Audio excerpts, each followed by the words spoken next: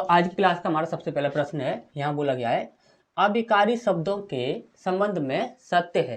कौन सा कथन है जो कि सत्य है? ठीक, तो सबसे पहला है आपका इनका रूप सदैव अपरिवर्तित रहता है। ठीक, यानी कि बदलता नहीं है, तो ये बात तो बिल्कुल सही है। ठीक, इसका नेक्स्ट है आपका इनके चार भेद होते हैं। ठीक, तो देखिए ये बात सही है कि इनके चार भेद होते हैं, लेकिन एक पांचवा भेद और होता है जिसे हम क्या कहते हैं?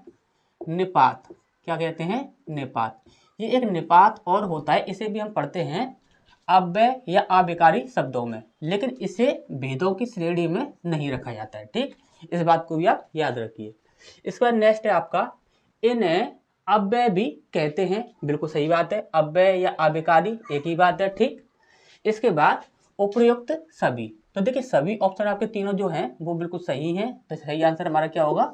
उपयुक्त सभी। ठीक, इसका नेक्स्ट है आपका निम्नलिखित में से कौन सा शब्द संबंध बोधक अभिकारी नहीं है? ठीक, संबंध बोधक यानी कि दो शब्दों के बीच में संबंध बताने वाला जो शब्द होता है उसे कहते हैं हम संबंध बोधक अभिकारी। ठीक, तो सबसे पहला है आपका के कारण, दूसरा है आपका समेत, तीसरा है आपका ओहो और चौथा है आपका सहित। ठीक, ये के द्वारा ये तो आपका होता है। ठीक, समेत ये भी होता है और सहित ये भी होता है, लेकिन ये जो आपका ओहो जो दिया हुआ है यह आपका विस्मयादि बोधक होता है। कौन सा होता है? विस्मयादि बोधक। ठीक, जिसमें क्या होता है?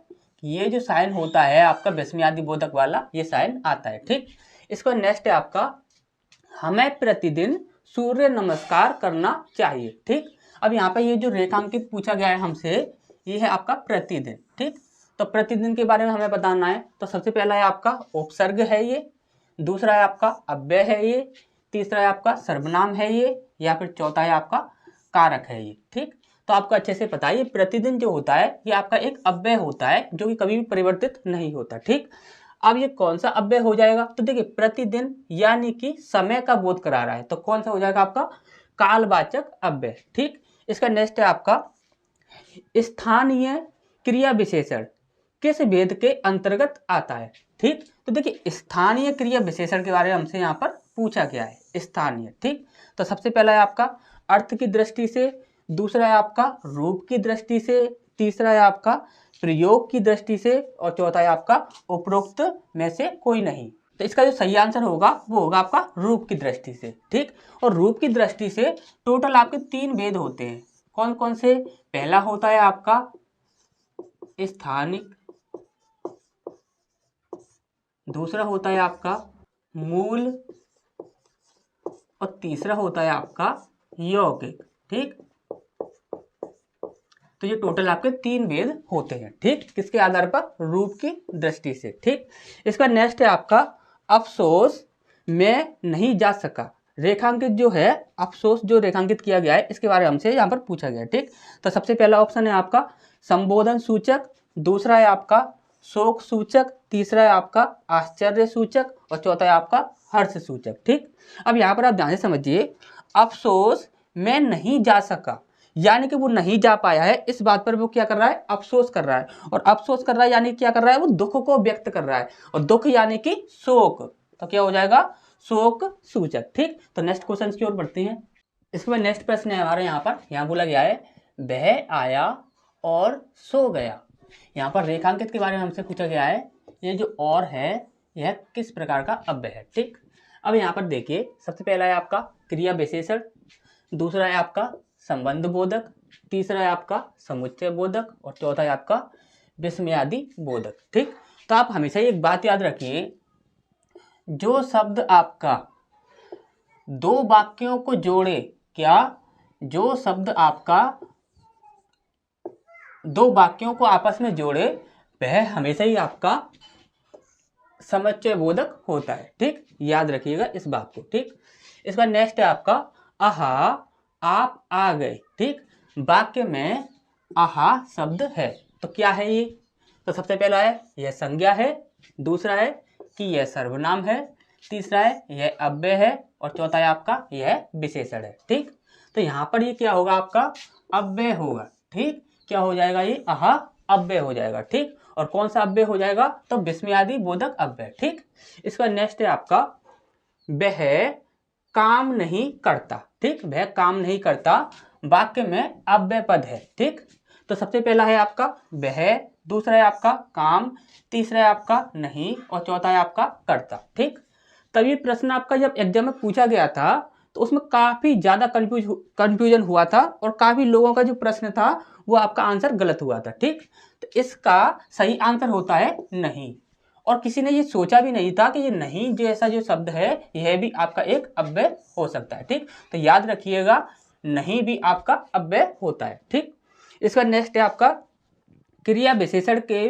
भेद मुख्यतः कितने आधारों पर किए जाते हैं। कितने आधारों पर क्रिया विशेषण के जो भेद हैं वो किए जाते हैं, तो सबसे पहला है आपका 2 आधारों पर, तीसरा है आपका 3 आधारों पर, चौथा है आपका 4 आधारों पर और चौथा है आपका 5 आधारों पर। ठीक, तो इसका जो सही आंसर है वो है 3 आधारों पर। ठीक, और वो होते क्या हैं, एक होता है आपका प्रयोग के आधार पर, प्रयोग के आधार पर। ठीक, और इसके टोटल आपके 2 भेद होते हैं। कितने, 2 भेद होते हैं। ठीक, इसका दूसरा होता है आपका रूप के आधार पर, रूप के आधार पर, और इसके टोटल आपके 3 भेद होते हैं। कितने, 3 भेद। इसके बाद है तीसरा अर्थ के आधार पर। क्या, अर्थ के आधार पर। ठीक, और अर्थ के आधार पर टोटल आपके 4 भेद होते हैं। ठीक, याद रखिएगा, इन्हें पूछे जाते हैं डायरेक्ट। ठीक, इसके बाद यहाँ पर सचिन बाहर खड़ा, देखिए यहाँ का 3 आंसर हो जाएगा। ठीक, इसके बाद है आपका सचिन बाहर खड़ा है। रेखांकित शब्द किस प्रकार, किस क्रिया विशेषण का भेद है। ठीक, कौन सा है क्रिया विशेषण यहाँ पर, ये हमसे यहाँ पर पूछा गया है। ठीक, तो सबसे पहला है आपका कालवाचक, दूसरा है आपका स्थानवाचक, तीसरा है आपका परिमाणवाचक और चौथा है आपका रीतिवाचक। ठीक, जब कोई क्रिया किस तरीके से की जा रही है, कोई क्रिया किस तरीके से की जा रही है, तो जैसे कि आप पूछते हो कैसे, तो वो होता है आपका रीतिवाचक। ठीक, इसके बाद परिमाणवाचक की बात करें तो परिमाणवाचक में क्या होता है, जब नाप तौल की वस्तुएं जो होती हैं उनके बारे में बात की जाती है तो वह परिमाणवाचक होता है।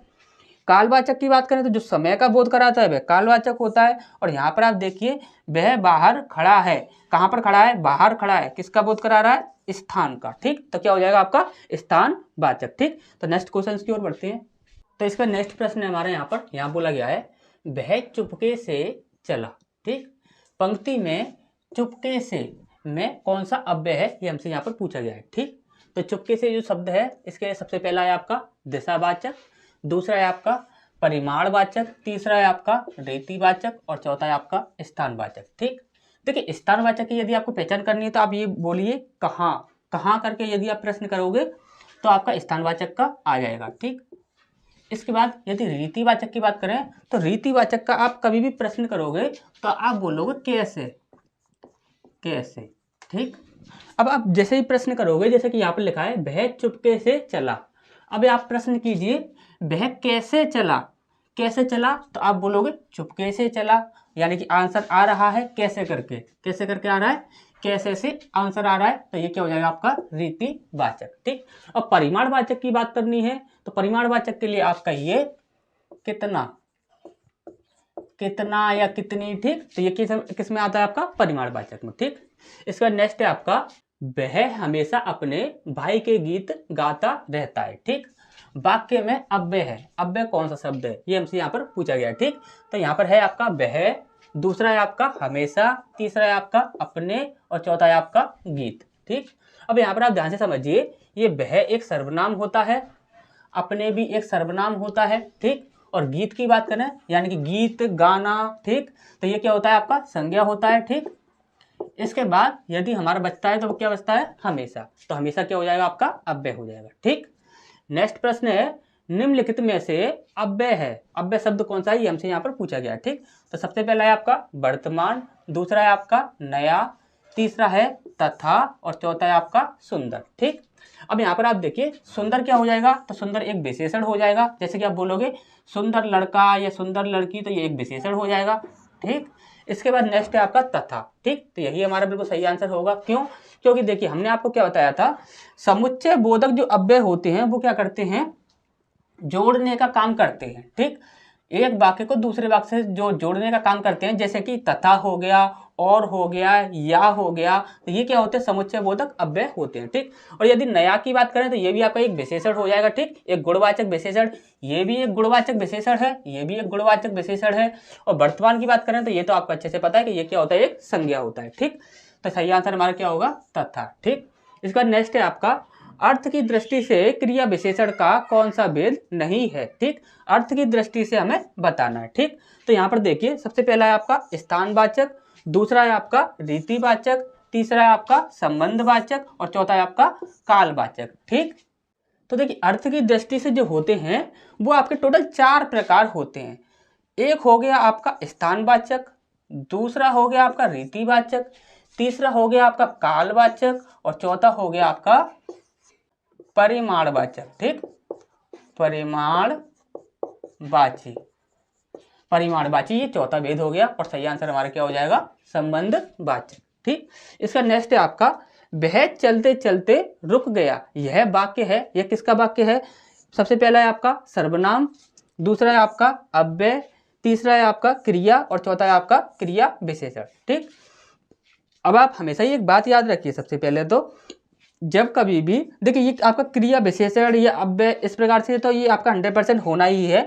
अव्यय भी इसका सही आंसर है, क्रिया विशेषण भी इसका सही आंसर है।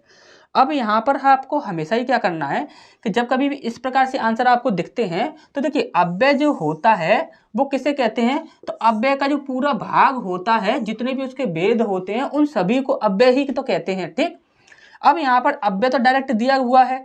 अब इसके बाद एक क्या दिया हुआ है आपका, क्रिया विशेषण। अब क्रिया विशेषण किसके अंतर्गत आता है, तो क्रिया विशेषण अव्यय के अंतर्गत आता है। ठीक, तो आपको हमेशा ही ऐसे बहुत सारे प्रश्न मिलते हैं, हर तरीके की हर टॉपिक के अंदर ऐसे प्रश्न मिलते हैं जहां पर 2 आंसर आपके बिल्कुल सही होते हैं। ठीक, वहां पर आपको हमेशा ही क्या करना है कि जैसे कि ये एक चीज है और इस चीज के ये सभी क्या हैं, भेद हैं। ठीक, अब यहाँ पर यदि आपको आंसर करना है तो इसको आंसर आप नहीं करोगे, आप किसे आंसर करोगे, ये जो भेद दिया हो ऑप्शन में तो आप उसे आंसर करोगे। ठीक, अब यहाँ पर यदि तीनों ऑप्शन ऐसे बन जाते हैं जहां पर आपको दिया हुआ है ये एक पूरी चीज भी है और एक साथ में इसके भेद भी हैं और इन भेदों के भी भेद दिए गए हैं। ठीक, इन भेदों के भी भेद दिए गए हैं, जैसे कि अभी हमने आपको बताया कि ये जो आपका अर्थ की दृष्टि से जो क्रिया विशेषण होता है इसके 4 भेद होते हैं। ठीक, अब यहाँ पर आपसे देखिए यदि यहाँ पर बोल दिया जाता अव्यय बोल दिया गया, ठीक, और दूसरा बोल दिया गया क्रिया विशेषण बोल दिया गया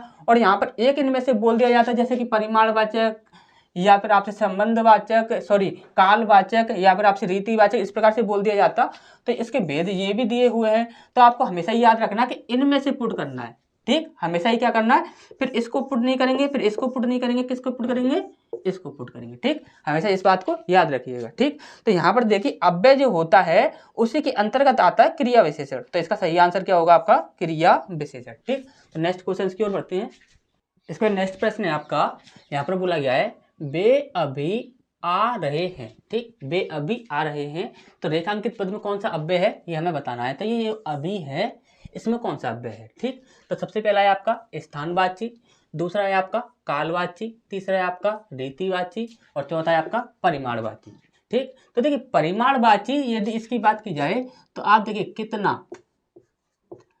कितना करके आप प्रश्न कर लीजिए, आपका आंसर आ जाएगा। ठीक, और रीतिवाचक की बात करें तो कैसे करके आप आंसर कीजिए, आपका आंसर आ जाएगा। ठीक, इसके बाद कालवाचक, तो कालवाचक कब करके आप आंसर कीजिए, आपका आंसर आ जाएगा। इसके बाद स्थानवाचक तो कहाँ। ठीक, कहाँ करके आप क्वेश्चन कीजिए तो आपको आंसर मिल जाएगा स्थानवाची का। ठीक, अब यहाँ पर आप देखिए ये इसका जो सही आंसर होगा वो होगा आपका कालवाची। अब देखिए वे अभी आ रहे हैं, अब आप पूछिए वे कब आ रहे हैं, तो अब अभी इस प्रकार से आंसर आ रहा है। यदि आंसर आ रहा है तो वह क्या है, कालवाची। ठीक, इसके बाद नेक्स्ट है आपका निम्नलिखित में से कृदंत अव्यय नहीं है। कृदंत अव्यय के बारे में बोला गया कि कृदंत अव्यय नहीं है। ठीक, तो देखिए सबसे पहला है आपका यद्यपि, दूसरा है आपका अथवा, तीसरा है आपका बाहर और चौथा है आपका मोटा। तो देखिए आपको जैसे पता है कि मोटा क्या होता है, एक विशेषण होता है, तो इसका सही आंसर क्या हो जाएगा, मोटा। ठीक। अब यदि कृदंत अव्यय की बात करें तो ये टोटल आपके 4 प्रकार के होते हैं। कितने प्रकार के, 4 प्रकार के, जिसके से सबसे पहला होता है पूर्वकालिक, दूसरा तात्कालिक, पूर्वकालिक तात्कालिक, तीसरा होता है आपका पूर्ण क्रिया घोतक। ठीक, पूर्ण क्रिया घोतक, और चौथा होता है आपका अपूर्ण क्रिया घोतक। ठीक, याद रखिएगा ये आपका कृदंत अव्यय जो होता है, देखिए कृदंत प्रत्यय की बात नहीं की जा रही है, ये कृदंत अव्यय की बात की जा रही है। ठीक, तो कृदंत अव्यय जो होता है वो टोटल आपका 4 प्रकार का होता है। ठीक, इन्हें आप याद रखिएगा, डायरेक्ट भी पूछा जाता है कि कौन सा भेद इसमें से नहीं है। ठीक, इस प्रकार से ही प्रश्न पूछा जाता है।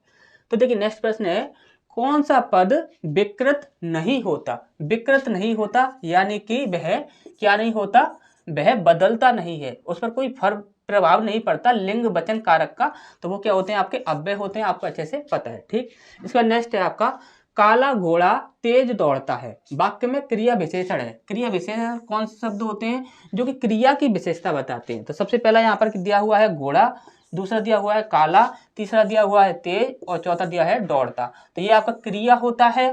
ये आपका काला क्या हो जाएगा, विशेषण हो जाएगा, गुणवाचक विशेषण। ये घोड़ा क्या हो जाएगा, संज्ञा हो जाएगा। अब यहाँ पर देखिए काला घोड़ा तेज दौड़ता है। दौड़ता है तो कैसे दौड़ता है, तो तेज दौड़ता है। कैसे दौड़ता है, तेज दौड़ता है। तो यहाँ पर सही आंसर क्या होगा हमारा, तेज। ठीक, इसका नेक्स्ट है आपका किन अव्ययों का संबंध वाक्य से नहीं वक्ता के हर्ष शोक आदि यानी कि संवेगों से होता है। ठीक, अब यहाँ पर सबसे पहला है आपका विस्मयादि बोधक, दूसरा है आपका संबंध सूचक, तीसरा है आपका क्रिया विशेषण, और चौथा है समुच्चय बोधक। ठीक, तो आपको अच्छे से पता है संवेगों से किसका संबंध होता है, विस्मयादि बोधक।